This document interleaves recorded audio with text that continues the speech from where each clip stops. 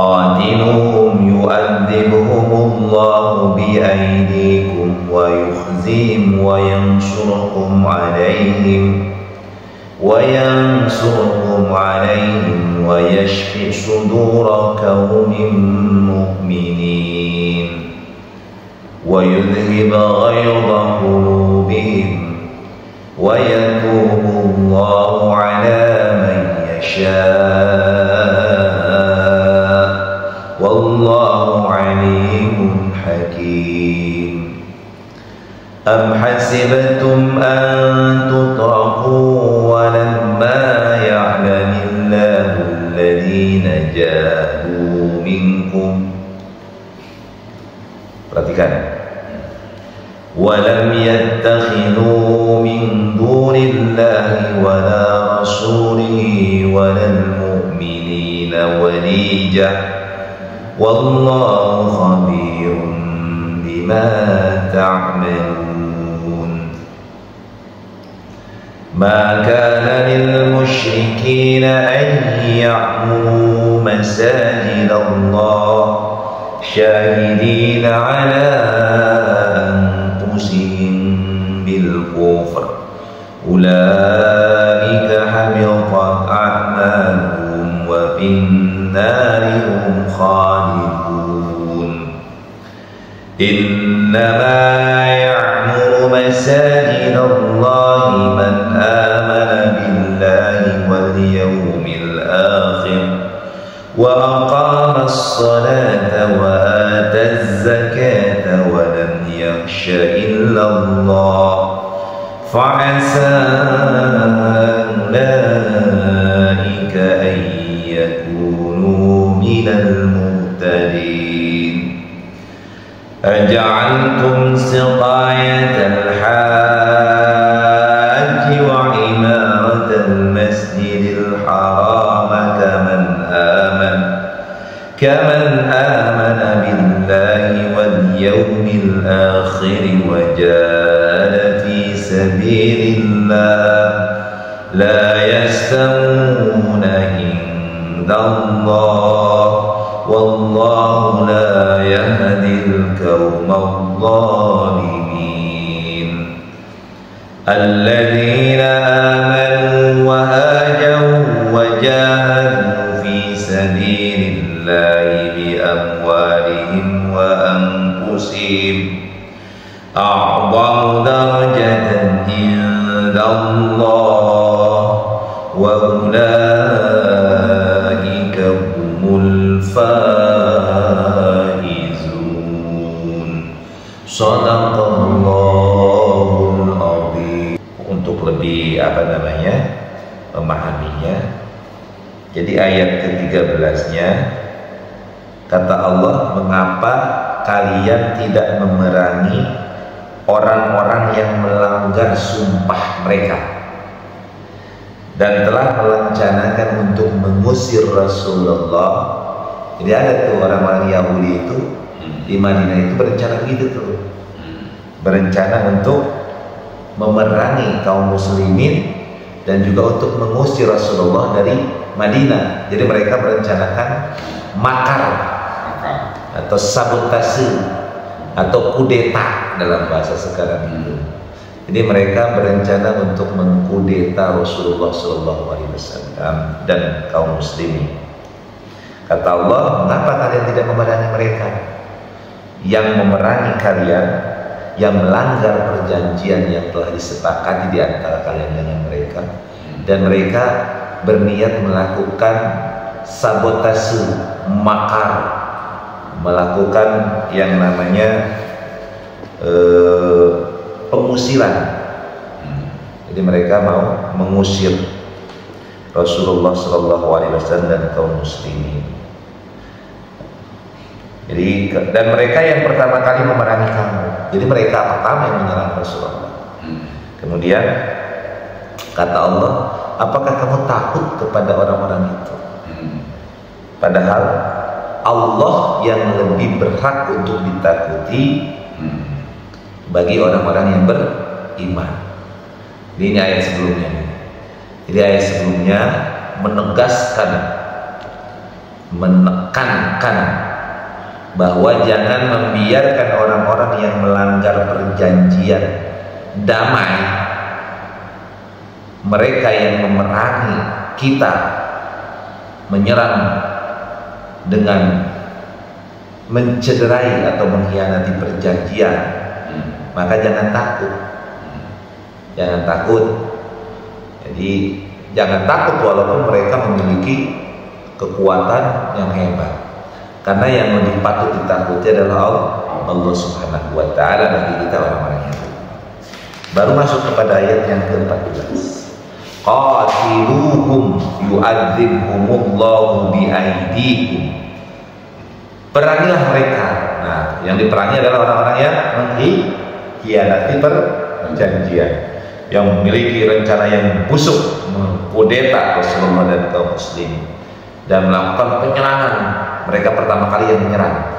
Jadi kaum muslimin nggak menyerang. Jadi orang-orang yang mengkhianati itu yang menyerang kaum muslimin dan berniat terhadap Rasulullah untuk mengkudeta, mengusir, bahkan ingin membunuh Rasulullah. Maka perangi mereka. Niscaya Allah akan menyiksa mereka dengan perantaraan tangan. Nah gitu. Jadi niscaya Allah akan menyiksa dengan perantaraan tangan. Artinya ketika kita memerangi kaum-kaum yang mengkhianati kesepakatan dan perjanjian, yakni kaum musyrikin dan kafirin, atau bahkan kaum munafik di dalamnya, maka di situ Allah hakikatnya mengajar mereka dengan tangan kita. Jadi tangan kita atau perbuatan kita atau apa yang kita lakukan memerangi kaum musyrikin dan kafirin itu hakikatnya adalah hukuman Allah. Itu kalimatnya. Maka kalau Allah mengumpamakan begitu, maka berarti kita adalah kekuatan Allah. Kita adalah tentara Allah yang disebut dengan Hizbullah. Jadi Hizbullah itu adalah tentara Allah. Nah, kitalah yang hakikatnya oleh Allah. Allah lah yang menggerakkan kita. Allah lah yang memberikan kemenangan kepada kita. Allah lah yang membunuh mereka. Jadi kita ini tidak membunuh mereka, tetapi hakikatnya Allah yang membunuh mereka dengan perantaraan kita. Nah gitu. Dalam ayat yang lain kita sudah bahas, wa ma ramaita id ramaita walakinallaha rama. Tidaklah engkau melempar ya, ketika engkau melempar, kecuali lemparanmu itu adalah lemparan yang kehendak dari Allah. Jadi kalau Badarlan misalnya nimpuk, ini ada mangga di atas umpama kita lagi kecil dulu, timpuk dari bawah. Maka ketika kena itu bukan karena kita, tetapi karena kekuasaan Allah. Hakikatnya bukan kita yang melempar, tapi Allah yang melempar. Maka kalimatnya wa ma ramaita id ramaita walakinallaha rama. Termasuk ketika kita berperang membunuh orang-orang kafir atau musuh-musuh kita, hakikatnya bukan kita yang membunuh, tapi yang membunuh mereka adalah Allah. Tembakan kita kena kepada mereka, hakikatnya bukan karena kita jatuh, tapi Allah yang menetapkan. Contoh saja, misalnya ini goyang-goyang mulu nih, tuh udah sebelah rusak. Contohnya pemain bola, padahal pemain bola kadang-kadang ada di depan gawang nggak masuk, padahal udah tinggalnya closing, ya kan? Pernah lihat kan? Orang bawa bola udah lewatin penjaga gawang, malah ditendang keluar, nggak masuk. Tapi ada yang dari jauh ditendang dari tengah lapangan bisa masuk. Itu yang dimaksudkan. Jadi yang paling real misalnya tendangan penalti lah. Orang kan ada tendangan penalti itu depan gawang nggak masuk. Nah itu jadi itu adalah kehendak Allah. Wa ma ramaita id ramaita walakinallaha rama. Maka di sini dikatakan perangilah mereka, orang-orang musyrik, orang-orang yang mengkhianati kesepakatan dan perjanjian, maka niscaya Allah akan menyiksa mereka dengan tangan kami. Wa yukhzihim, dan dia akan menghinakan mereka. Wa yansurkum alaihim, dan menolongmu dengan kemenangan atas mereka. Wa yashfi sudura qaumin mu'minin, serta melegakan hati orang-orang yang beriman. Jadi jangan takut. Kita orang-orang beriman berperang jangan takut. Karena ketika kita berperang, Allah bersama kita. Karena kita adalah kepanjangan tangan Allah. Karena kita adalah tentara Allah. Maka kalau kita pasukan tentara Allah, maka Allah lah yang hakikatnya berada di tengah-tengah kita bersama kita.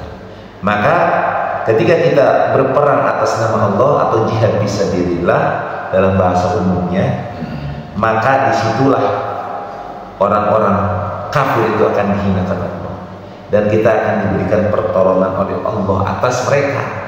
Walaupun mereka hebat, sakti, jago, wah, pokoknya, atau dalam bahasa sekarang mereka memiliki persenjataan yang super canggih, jangan takut, karena Allah akan menolong kita dari kejahatan dan perbuatan buruk orang-orang yang memusuhi kita. Dan yang tak kalah hebatnya adalah melegakan, akan melapangkan hati orang-orang yang beriman. Jadi kalau orang yang beriman berperang, lapang hati, nggak pernah takut, nggak pernah sedih. Kita lihatlah pasukan Hamas, pasukan Hizbullah, walaupun jumlahnya sedikit, nggak ada rasa gentar, senyum saja menghadapi berbagai macam bahaya yang mengancam nyawa, nggak gentar, melegakan hati. Kenapa? Karena dia berada di jalan yang benar, berada di jalan Allah Subhanahu wa Ta'ala. Mati dia jihad, mati dia syahid, ya kan gitu. Kalau orang memiliki pilihan yang baik, gini, kalau orang punya prinsip, saya mati saya syahid, nggak takut lagi mati, karena sudah ada jaminan. Ketika dia meninggal masuk surga langsung. Cuman kan kita nggak boleh konyol juga, gara-gara ada ini syahid lalu kita selonong boy saja melakukan bunuh diri misalnya, atau meledakkan diri kita, nggak boleh. Tetap dipakai tata cara yang syariat, tata cara yang normal. Jadi berperang tetap menggunakan strategi, menggunakan siasat, karena Rasulullah juga begitu.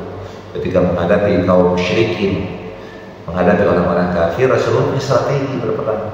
Rasulullah itu termasuk ahli siasat perang hebat. Dia memilih sipulan sahabat-sahabat untuk jadi komando. Ada yang membawa merah, ada yang di belah sono, ada yang di belah sono.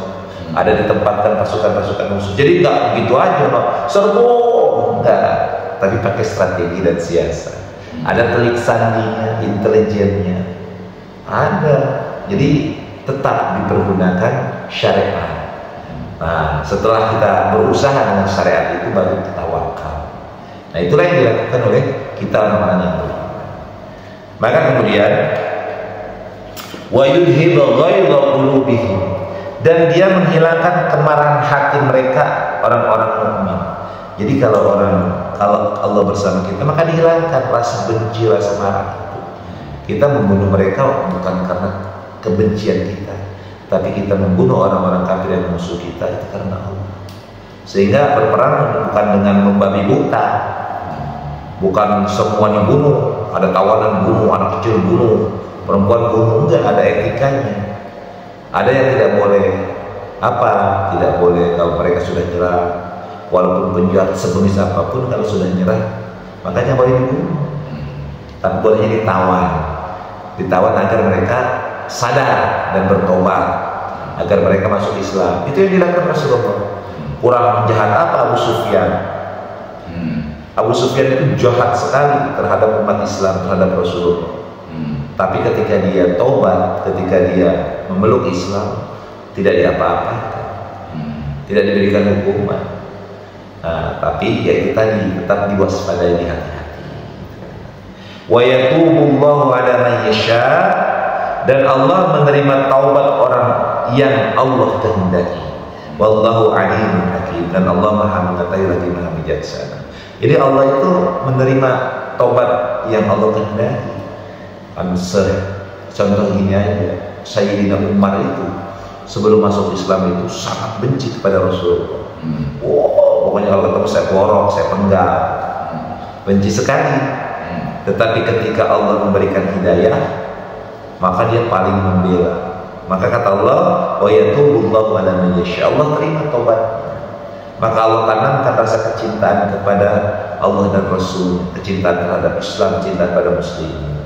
Nah itu, karena Allah Maha mengetahui lagi Maha bijaksana. Nah baru masuk ayat ke-16.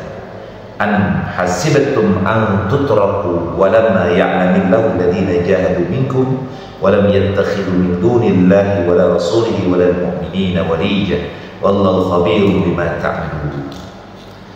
Apakah kamu mengira bahwa kamu akan dibiarkan begitu saja padahal Allah belum mengetahui orang-orang yang berjihad di antara kamu dan tidak mengambil teman yang setia selain Allah, Rasulnya dan orang-orang yang beriman. Allah Maha teliti terhadap apa yang kamu kerjakan. Jadi kalimatnya, kita jangan mengira bahwa kita akan dibiarkan saja. Dibiarkan apa? Dibiarkan untuk tidak diuji. Ya, dibiarkan orang kita tidak melakukan apapun. Jangan mengira Allah akan membiarkan. Jadi kalau kita misalnya ada saudara kita, ada kaum muslimin, ada umat Islam yang dianiaya, didolimi atau bahkan dibunuh, maka kita tidak melakukan apapun berarti kita menentang. Maka kata Allah, apakah kamu mengira bahwa kamu akan dibiarkan begitu saja? Jadi kita ini akan diuji. Padahal Allah belum mengetahui kalimatnya. Orang-orang yang berjihad di antara kamu. Jadi artinya kamu jangan berpikiran kamu itu akan dibiarkan tidak diuji oleh Allah. Allah akan menguji kamu dengan apa? Dengan orang-orang kafir, orang musyrik yang akan memerangi kamu. Maka disitulah Allah menguji. Ada nggak yang mau berjihad atas nama Allah? Kamu akan melihat bagaimana Islam nanti akan dihinakan, akan dinistakan, gitu kalimatnya, oleh orang-orang kafir dan orang musyrik, bahkan oleh orang-orang munafik. Maka di situ kamu apakah akan diam atau kamu akan membela Islam?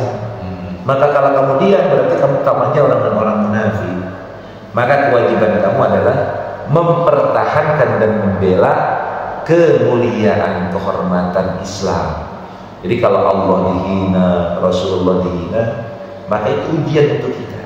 Apakah kita diam atau kita melakukan perlawanan? Jadi jangan diam.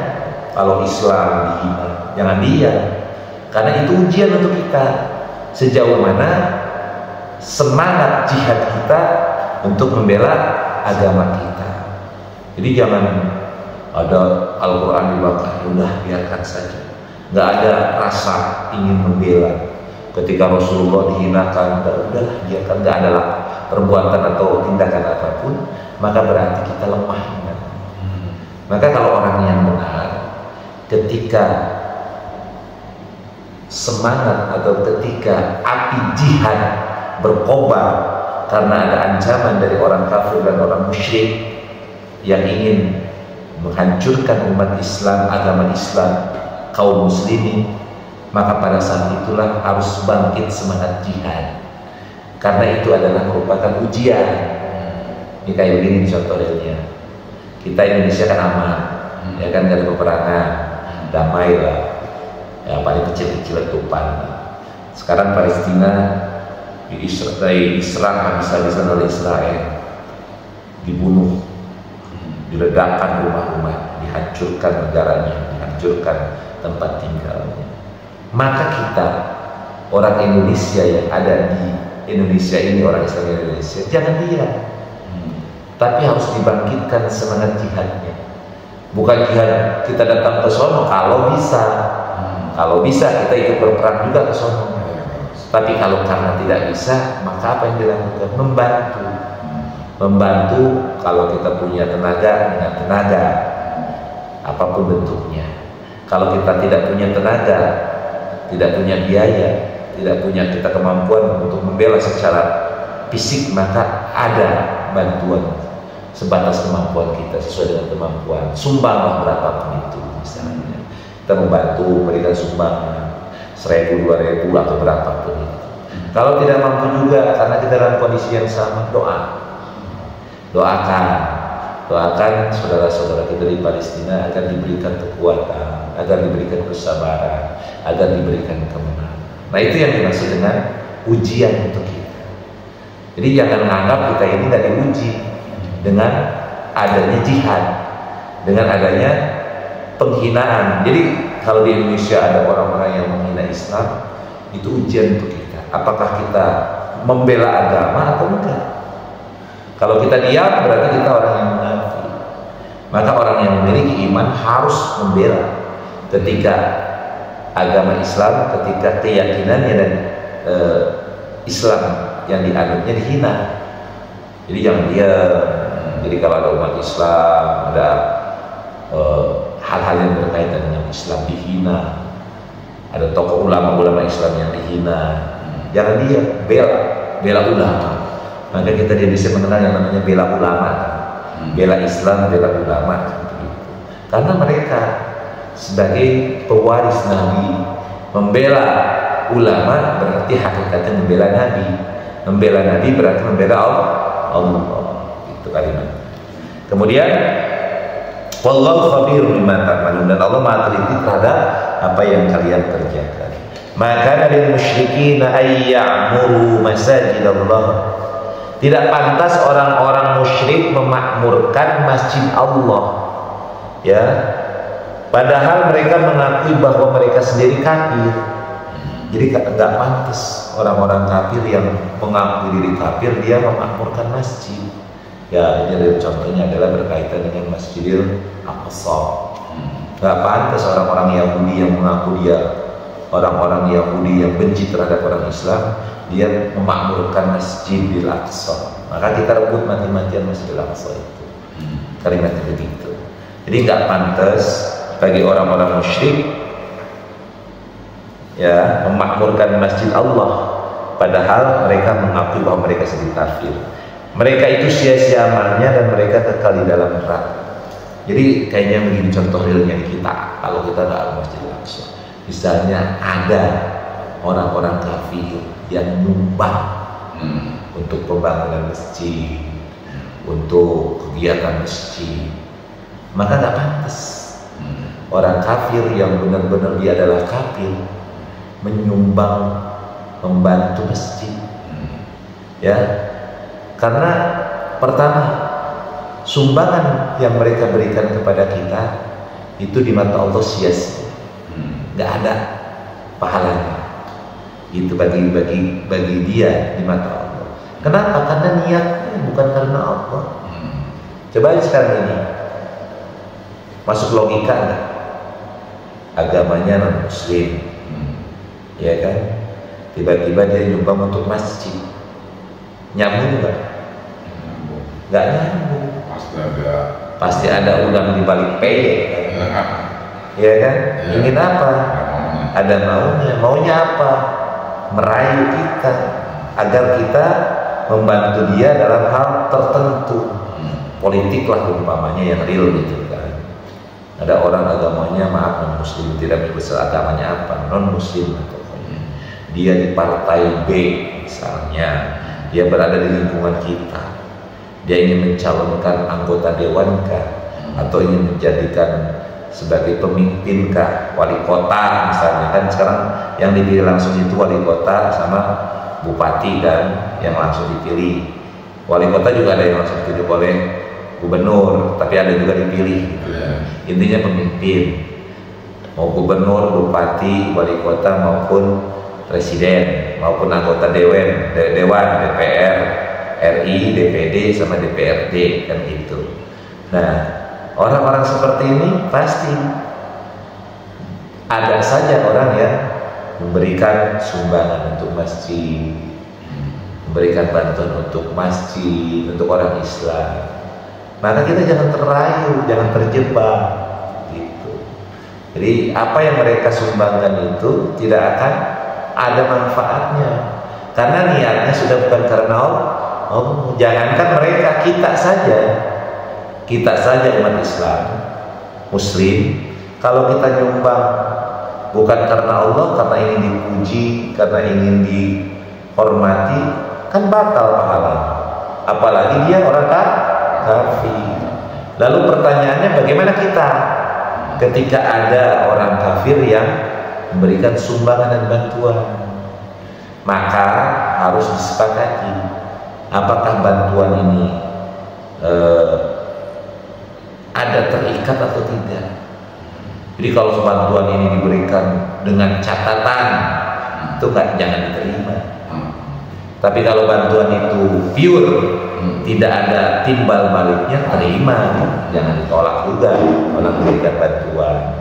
Misalnya maaf, kita bangun masjid atau membuat menara atau merenovasi, tiba-tiba ada warga yang non muslim menyumbang 10 juta dan dia tidak ada timbal balik yang ingin diberikan oleh kita, terima.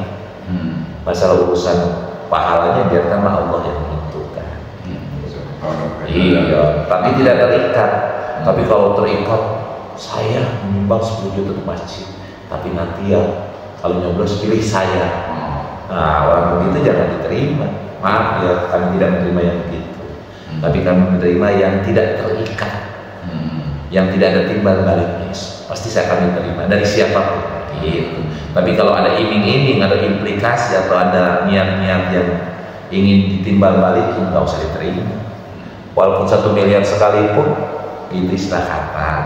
Kan ada tuh kiai yang didatangi oleh salah satu partai politik, ya kan, yang diminta untuk menjelek-jelekan salah satu calon presiden di Jawa Timur kan, ditolak sama kiai itu, walaupun di depan mata miliar.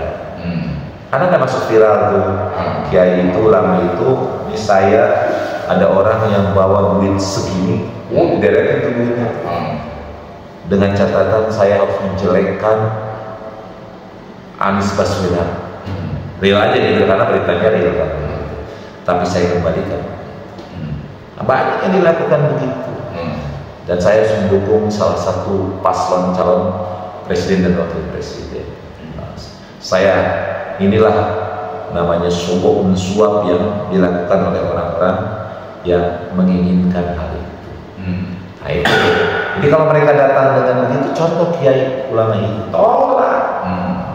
Iya, ya, apalagi intinya ada orang yang membantu kita dengan iming-iming, dengan indikasi agar mereka dibantu kembali, tidak tulus, jangan diterima.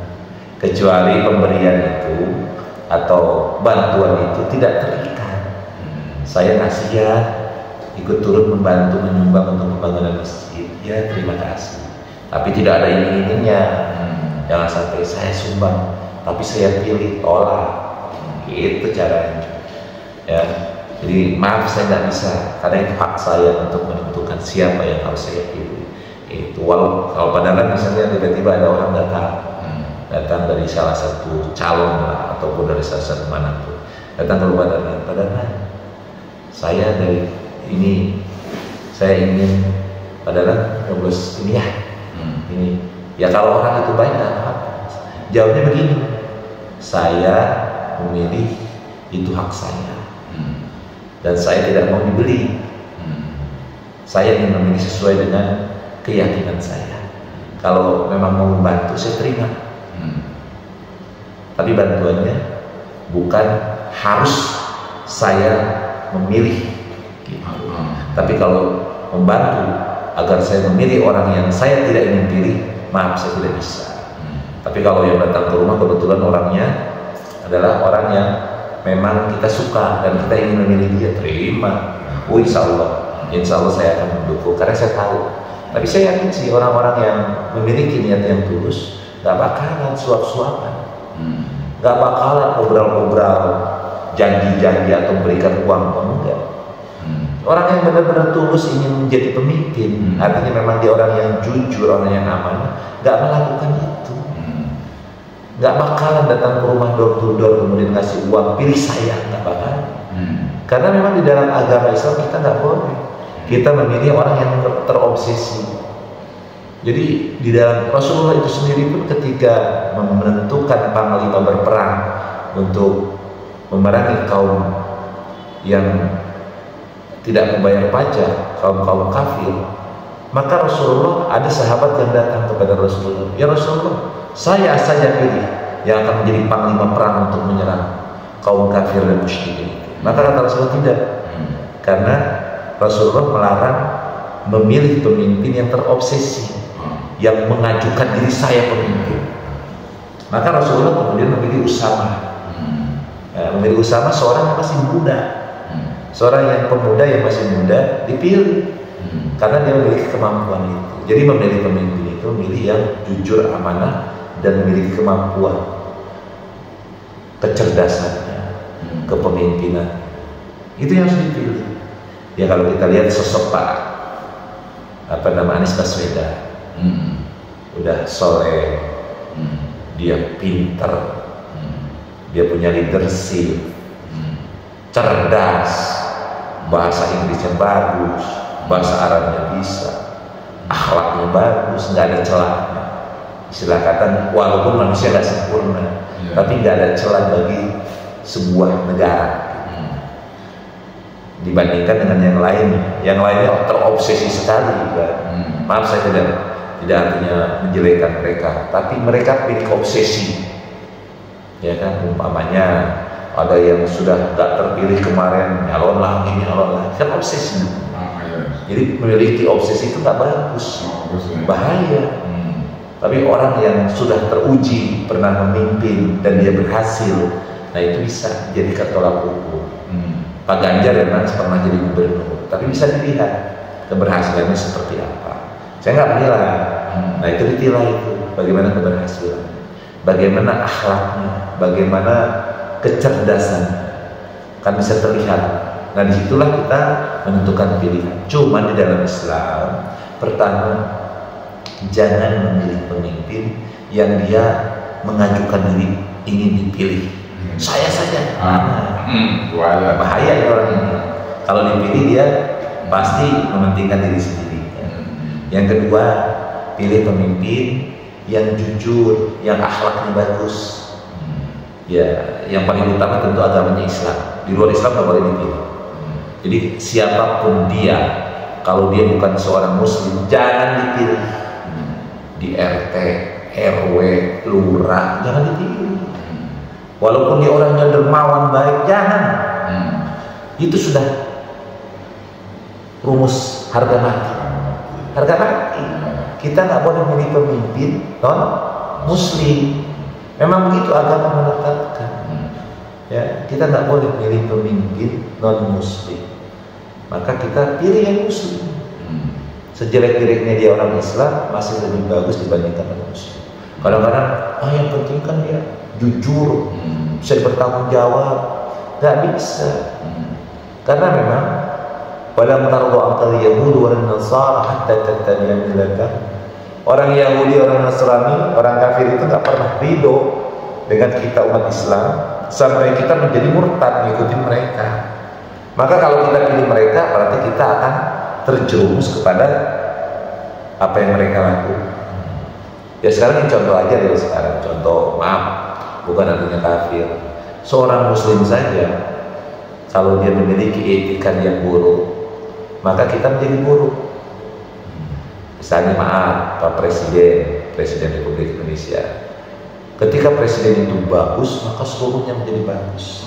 Tetapi ketika seorang Presiden itu buruk, maka negara, rakyat semua merasakan dampak. Kan begitu kan? Nah itulah yang akan terjadi. Kalau kita memilih pemimpin yang salah, maka yang akan merasakan akibatnya kita semua. Nah itu yang terjadi. Maka dalam Islam nggak boleh pilih pemimpin yang terobsesi, cari pemimpin yang amanah dan jujur. Dan yang harga mati adalah nggak boleh pilih pemimpin yang kafir atau non Muslim. Nggak boleh dalam Islam. Ya, bagaimana? Ini kan dia orang baik, kita nggak tahu baik gimana. Kita memang nggak boleh memilih, harus memilih yang sesama keyakinan. Ya sebagai contoh kecil saja, umpama baik anggota dewan itu kan perwakilan rakyat gitu kan, dewan perwakilan gitu kan, anggota legislatif itu kan perwakilan kita. Kalau kita diwakili oleh orang yang bukan bagian dari kita, bagaimana mereka ngurusin kita? Contoh gini, kita ini umpama adalah ayam. Nah, kita harusnya kan memilih pemimpin itu dari kalangan ayam, ya kan? Kalau kita memilih pemimpin yang justru adalah musang, yang biasa makan ayam, maka yang terjadi bagaimana? kitanya dimakanin terus kan. Bukannya kita dikasih makan, tapi kita dimakan. Itu logika sederhana, analogi sederhana. Jadi kalau kita muslim, kita memilih pemimpin yang bukan muslim, baik itu anggota dewan maupun pemimpin-pemimpin yang selainnya atau jenisnya, maka yang terjadi bukannya kita diberikan kesejahteraan, dilindungi, tapi kita akan dimiskinkan, kita akan diperdayai. Karena mereka memang ba'duhum awliya, ba'duhum awliya. Sebagian mereka pasti akan hanya membantu sebagian yang lain. Jadi kita ini nggak bakalan diopenin, nggak bakalan diurusin kalimat ini. Dan itu fakta. Coba aja anggota dewan yang kita pilih, maaf non muslim, kapan kita ketemu sama mereka? Kapan mereka ngurusin kita? Ya kan? Tapi kalau orang anggota dewannya muslim, pemimpinnya muslim, kan ngurusin kita. Bahkan kegiatan-kegiatan keagamaan ikut juga. Contoh dulu wali kota Bekasi kan, Pak Ahmad Effendi yang sekarang di penjara, dia muslim, kan sempat hadir ke kita. Ada acara pengajian dia hadir, menyempatkan, kan itu. Tapi kalau pemimpinnya maaf non muslim, apa hadir di sini? Ya sekarang PLT yang sudah jadi diangkat wali kota Bekasi pun pernah datang ke kita kan, Pak siapa namanya? Ya Pak Tri kan pernah datang juga ke sini. Nah itu kan dia muslim, tapi kalau non muslim kan belum tentu. Nah itu, jadi itu kalimatnya. Kita lanjutkan biar agak jelas lagi. Jadi nggak pantas orang muslim itu memakmurkan masjid karena mereka menyatakan dirinya sebagai seorang kafir. Mereka itu yang sia-sia apa yang mereka kerjakan dan di dalam neraka mereka abadi. Innama ya'muru masajidallah, sesungguhnya orang yang memakmurkan masjid Allah itu man amana billahi wal yawmil akhir wa aqama as-salata wa ata az-zakata wa lam yakhsha illallah. Sesungguhnya orang yang memakmurkan masjid itu, masjid Allah itu hanyalah orang-orang yang beriman kepada Allah, yang beriman kepada hari akhirat, serta melaksanakan sholat, menunaikan zakat dan tidak takut kepada apapun kecuali kepada Allah. Maka mudah-mudahan mereka termasuk orang-orang yang mendapat petunjuk. Jadi yang memakmurkan masjid Allah ini adalah apa? Siapa dia? Orang yang beriman. Jadi orang yang beriman kepada Allah. Kemudian siapa lagi yang beriman kepada hari akhir? Kemudian siapa lagi yang memakmurkan masjid, yang menegakkan sholat, yang mengeluarkan zakat, yang orang takut kepada Allah, tidak takut kepada yang lain. Nah orang inilah yang berhak untuk memakmurkan masjid Allah. Itu ya, jangan memilih orang yang memakmurkan masjid orang di luar kita. Itu kalimatnya begitu. Ini ciri-cirinya, tanda-tandanya. Kemudian fasa ulaika yakunu minal muhtadin, mudah-mudahan mereka termasuk orang yang mendapatkan hidayah. Aja'altum siqayatal haji wal imar wa imaratal masjidil haram kaman amana billahi wal yawmil akhir.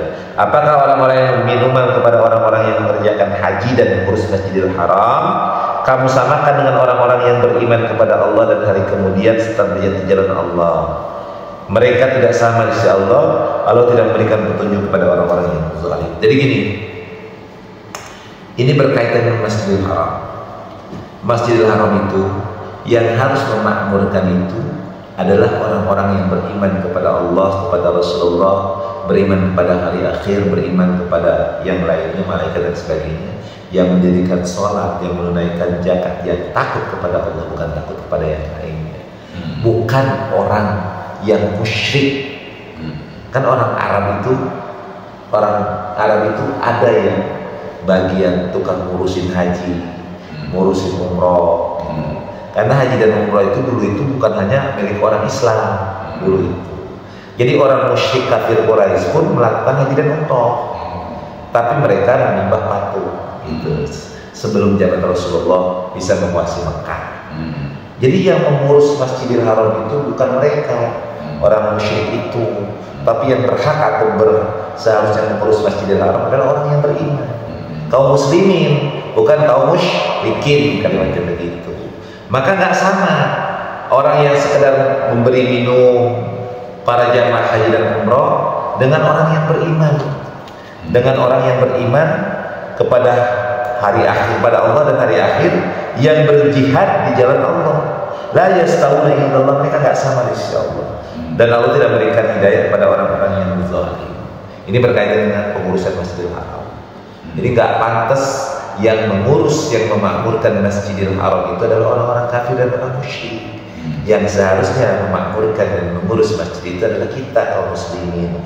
Itu yang disabdakan kepada Rasulullah. Sampai kemudian akhirnya Rasulullah bukan menyerah sih, datang bersama dengan kaum muslimin yang jumlahnya banyak ke Mekah. Akhirnya Mekah dapat ditaklukkan.